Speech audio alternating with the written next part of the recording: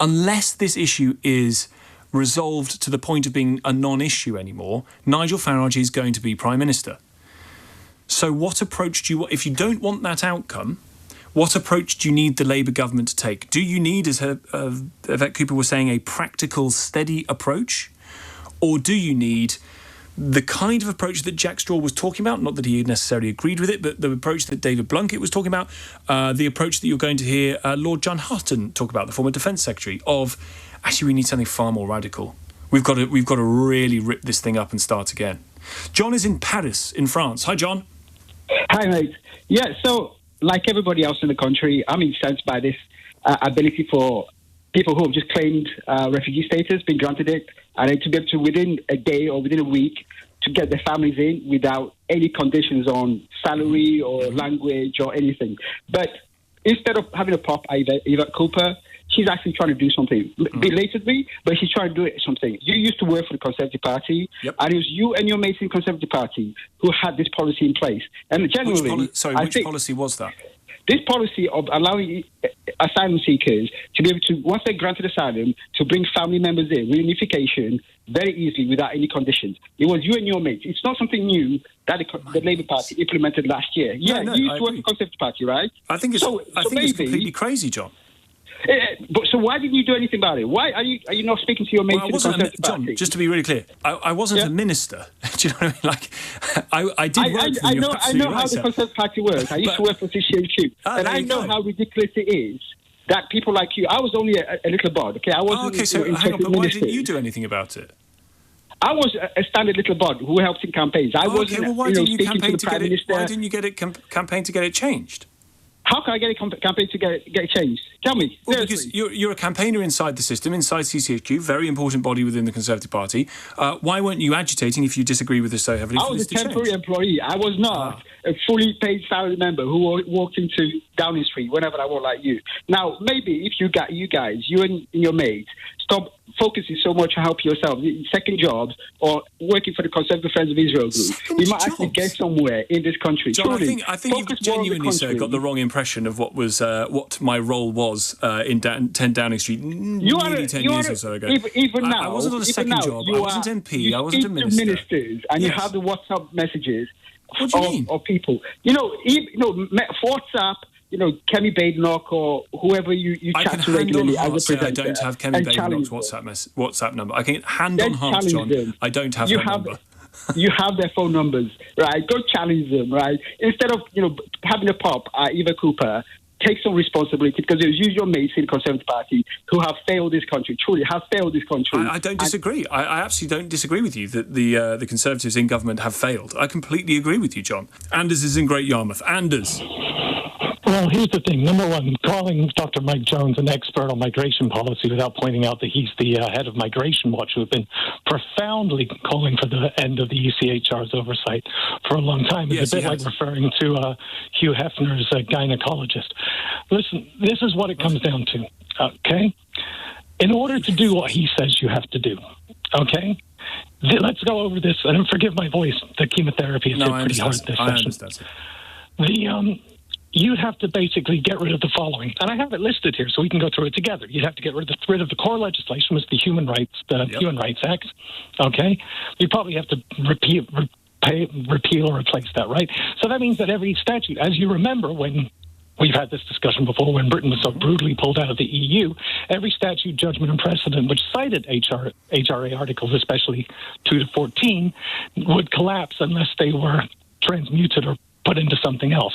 Then you have the devolution and constitutional settlements.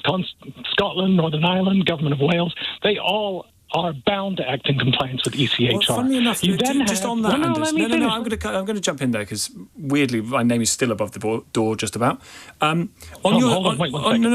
your second point, very interestingly, Jack Straw in the papers citing We know why Jack Straw has a problem with the ECHR. We know exactly why. Do we? Of course, and we know because of the fact that Jack Straw was found culpable for rendition, torture to CIA black sites by the ECHR. So this is payback from Jack Straw, who was upset about that. Jack Straw has been calling for the curbs to this arrogant court ever since he was a minister for the fact that they were investigating the fact does that make him the British wrong? Government.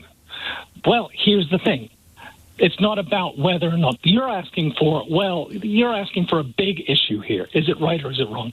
Let me put this into you. Let me put it a little bit further. I have about 15 more things that you would have to completely statutes that you would have to remove, repeal, replace, along with all of the UN treaties that you would have to leave. And you'd also be leaving the Council of Europe, don't forget. And that would be a mess in itself. So you'd have no forum with which to discuss this with other nations whatsoever, because you'd be withdrawing from all of that. So my question to you is this. In order to do this, Tom, in order to repeal all of these things, in order to bring in the laws that you want to do, you would basically need to disapply huge swathes of British law by fiat. Now, that is not democratic. That's not a liberal democracy. No liberal democracy can do that. Laws are repealed via Parliament by a democratically elected party who choose people to go into government. That's how the system works. So you want to disapply? So you want to disapply, from my count, 17. I'm not arguing with you. Sorry, I'm not arguing with you about what is being repealed. I'm arguing with you about the process of doing that. The process of doing that is well established, thoroughly democratic. Even if you don't like the things that are being repealed. How do you do it? How do you do it? How do you pull out of 12 UN treaties? How do you pull out of the Council of Europe? How do you disapply all of the devolution acts? How do you remove the ECHR and all of the laws and statutes? Where do those laws go? As I was trying to suggest, one of the things that Jack Straw was pointing out was that actually the reliance on the ECHR for the Good Friday Agreement, in his view, having put his name to I think it's a policy exchange paper on the matter, it isn't actually very reliant on the ECHR at all and wouldn't be a problem. Now, you say that's his view because of all the rendition stuff back in the day. Maybe I'm more inclined to give it a hearing. Now, you, I'm led to believe, go on these asylum hotel protests. You sort of do a round-the-country tour going on these things. Is that right? No, I don't go around the country. I stay in the Greater Manchester area. Right. So how many of these protests have you been on? Loads. Too many to count. And why do you do it?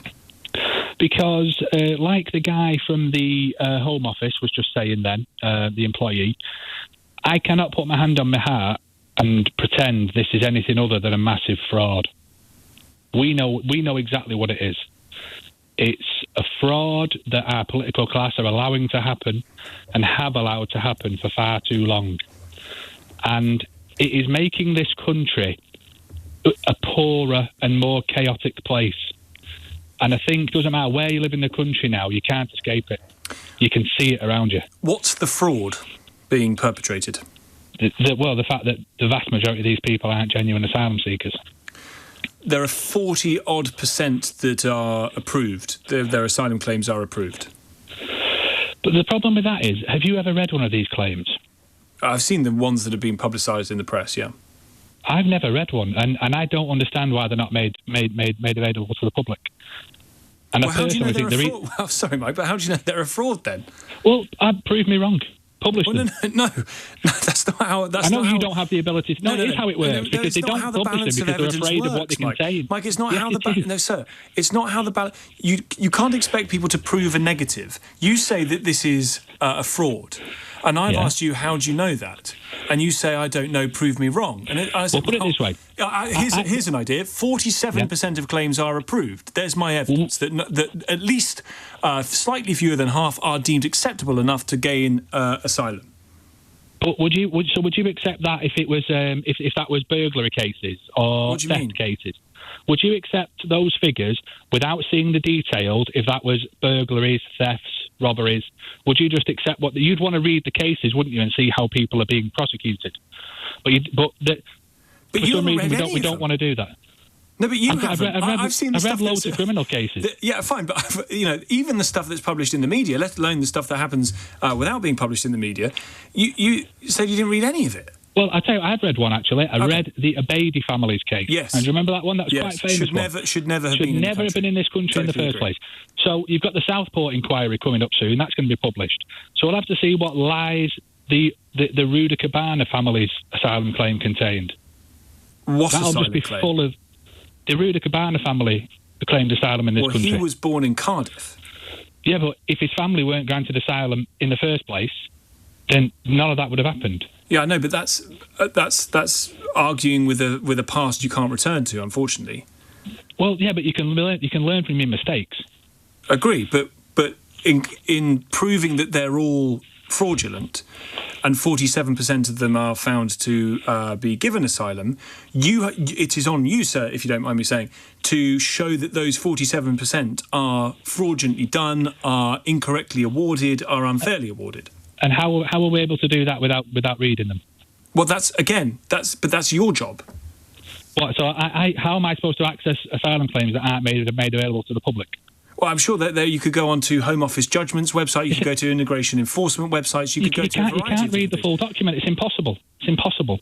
You as a member of the media are not able to read. You are not able to pick out a claim and read it, just any at random. You cannot do that. It's all behind closed doors. Mike, if you say that the reason that you go to these protests is because all those decisions are fraudulent, yeah, you have to have some evidence to back up that claim. That's what I believe. I believe it's just a massive fraud. I know you believe that, but what gives you that belief? You have to have a foundation for that belief. I know people that claimed asylum in this country, from Iraq, funnily enough, like the guy was saying from the Home Office. Now, funnily enough, what he did, so he's fleeing his country, right? And this is a guy who came over, the one I'm thinking about, when it was lorries, right? So when his claim was stamped and he was good to go and he had all his paperwork, what did he do? Went back to his hometown to visit his family. Right? Does that sound like a man that is fleeing his country? And of course, it's absurd. And there are plenty. I agree with you. And there are some absolute, genuine, enraging absurdities in this system. I mentioned the Brazilian paedophile who can't be deported because to send him to Brazil to go to prison where he is sentenced to be would be an infringement on his human rights not to be beaten up within the prison. Well, tough. Don't go raping children, then, might be an easy explanation for that one. So you're right, there are some complete absurdities in the system. And Mike, I am as enraged by them as you, but I'm not sure I want to go and march on an asylum hotel particularly. Well, I'll just tell you this as well, right? If they do empty the asylum hotels, it'll just move on to HMOs, and it'll just move on to wherever they're put. This is not going to go away. So what are you protesting? Because it's not the hotels per se, as you point out. It's not the hotels per se that you're protesting about. Or we're necessarily protesting the damage that's being done to this country. And the damage is being done because people see a system that doesn't work. We're totally skint. We're being told we don't have the winter fuel payment, we don't have this, we don't have that. But we've got endless amounts of money for this nonsense. And on top of that, what if you've got £12 billion a year in benefits for foreign nationals? I mean, the more information that comes out, the crazier this is. We do not have the money for all this. What do you think is meant by foreign national? Someone who isn't a British citizen. But that's someone. So that's different. I know, I understand that's different, yeah. But I'm just saying it's still crazy. Why? Do we only reserve benefits for people who are born here? Well, when we're skint, yeah. Right. So if you're going to tell people we've got no money, then yeah, you've got to pick and choose and say, well, unfortunately, we don't have money for that. If you can come here and support yourself without benefits, fair enough. If you're going to rely on our benefit system, I'm sorry, you're going to have to go back home. Well, I think, Mike, to your point, Yvette Cooper has come to that conclusion about refugee family members. Visas for whom went from 4,300 in 2023 to now over 20,000 in the year to March, with no requirement to show that you have the funds to be able to live without universal credit or housing benefit, no demonstration that there's accommodation, no demonstration that you can actually speak English. I think that is a problem.